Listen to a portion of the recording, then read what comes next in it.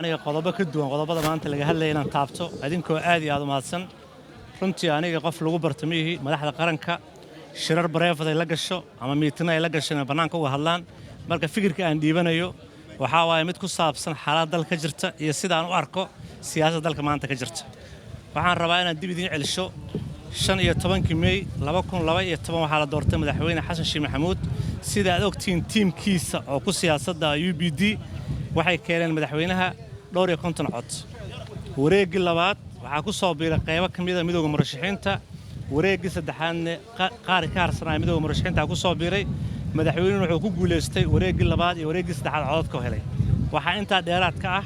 waxa ka horeeyay arinta muddo dheer ayuu wuxuu ka tirsanaa midowga murashaxiinta madaxweynuhu dadaal dheer la soo maray waxa la shaqeeyay saxaafad oo madax bannaan waxa la shaqeeyay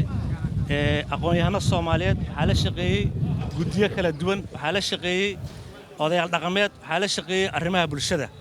dadkaas oo dhan shaqooyinka ay qabteen madaxweynuhu meel oo iska dhigay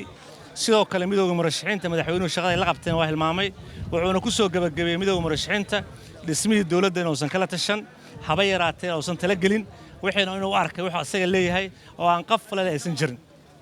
inta kadib waxaan kala rabaa inaan ku darsado dib idin celiyo madaxweynaha tiima soo dhisay 10 September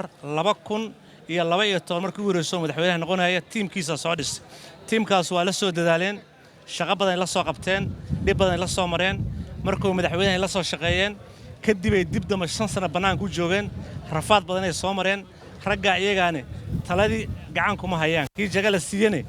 jagadii wax haba yaraatee la empower gareema jiraan iyagana banaanka taagan yihiin tan ugu dambaysa waxay tahay tiim kala jiro ku soo biiray madaxweynaha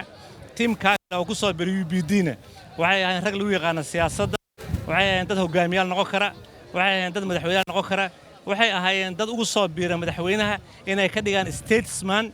baritane inay dhaxlaan dhaxalkiisa oo madaxweynaha ay runtii siyaasaddiisa ku faanaan oo ay dhahaan annaga ka soo shaqeynaa madaxweynaha soo dhisnay halkaasna gaarsiinay tii ay ka dhigeen oo ahayd statesman inuu yahay meesha way ka baxday tii kale oo ahayd in legacy-giisa dhaxlaan meesha ma taalo ugu yaraan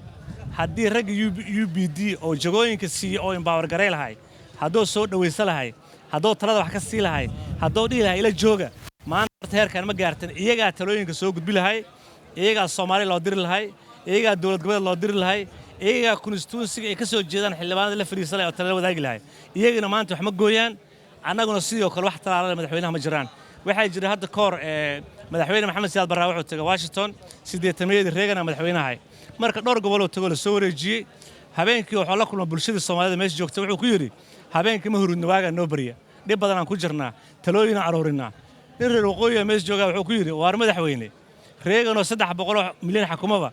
galabti golof oo ciyaaraaye talooyinka dadka u dhiibo delegeed gareey ku yiri madaxweynaha dib kasta waxa way taladii qof u dhiibmay fikirkii asaar raba inuu keeno isaga raba inuu fuliyo talaabo kasta isaga raba inuu qaado dawladii asaar raba inuu inta taga la soo xaajoodo delegation ka horeeya ma jiraan mid ka dambeeya ma jiro had inta dawladdu tagay waxa uu kala hadlay waxa kuma naqashooda cid taqaan haba yaraatee ma jirto inta waxaan ku daraa dawlad goboleedii la soo shaqeeyay ee Puntland iyo Somaliland xataa taladii madaxweynaha waxba kama siin taladii kor u hayaa kaligiisoo heestaa hadda kor waxa la yiri gabar 40 jir guursatay waligeed guursan iyadoo isla ciyaal dhalmayst marka dib cunuga 40 jir ku dhashay cunuga iyo xabadka intay ku qabsatay ee qof walba u diiday hooyada u diiday walaasheeda u diiday cid walba u diiday halkaas ay ku hoosay iidaaf ay leedahay xabadkeeda ku dhintay marka madaxweynuhu hadda taladii dalka kor u hayaa xabadkay u saarantaa isaga wata qof aqoon-yahan mar inuu tashado saxaafad mar inuu tashado dadka inuu soo dhaweey mar rabo dadkii soo dhisay banaanka cil ku wada hayeen gabigood kii oo wax siiyeen accessna waa u diiday waan empower gareey waay constituency-gooda waxba kama gooyaan koo wax u diidana banaanka u jooga madaxweyne odayaa tahay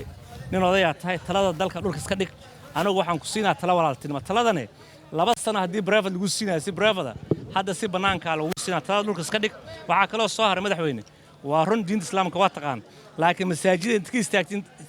ka istaagtid dadka wacdi hoos soo dirine adaa la rabaa in lagu wacdiyo adaa la rabaa in lagu toosiyo adaa la rabaa in tusaalooyin lagu siiyo adaa laga rabaa siirada nabiga saxaabiga adaa rabaa wadaadada inay tala ku siiyaan dadka masaajidka ka wacdin gabagabadii waxaan leeyahay ku soo gabagabeeyaa dadka ganacsatada Soomaaliyeed oo runtii dalkan u hura naftooda oo investment ka sameeyay oo dadka ugu badan shaqaaleysiyo dawladda ka badan dadka loo naxariisto canshuuraha laga dhaafo midda kale markay fikri iyo ideas iyo keenan mashaariic dalka yaan qof dad dhaxaad oo madaxda u dhaxaysa eegaysan jirin tartan furan hala sameeyo oo ganacsatada lagu dhiirigelinaa si ay lacagaha dibadaha jooga ee dalka u keenaan waa mahadsantiin salaamu calaykum waraxmatullahi wabarakaatu waddooyinkii u dambeeyay waxaa sii xoogaysanaya wararka sheegaya inuu mooshin ka yaalo xukuumadda wasaare xamse cabdi barre si gaar xildhibaanada mucaaradka ah arrintaasna maalmihii u dambeeyey aaday u sii xoogaysanaysa arrintaas maxaa ka ogtahay maame aad u mahadsan tahay oo aan runtii su'aal fiican inaad weydiisid horta sideedaba dalkan waa sidii geeda u dhisan yahay madaxweyne waa jiriddi ra-iisul wasaaruhu waa laan ka baxday xukuumadda wasiiraduna waa caleemihii kasii baxay annaga jiriddaan buufinaynaa jiriddaan nadiifinaynaa waana madaxweynaha maba soo jeesanba caleemo iyo laan inaan soo aadno marka qofka la buufinayo oo la nadiifinayo oo la raba siyaasaddiisa in la saxo oo talo la siiyo la hago waa jiriddi waa madaxweynihii maba soo jeesanba xukuumad waa mahadsantihiin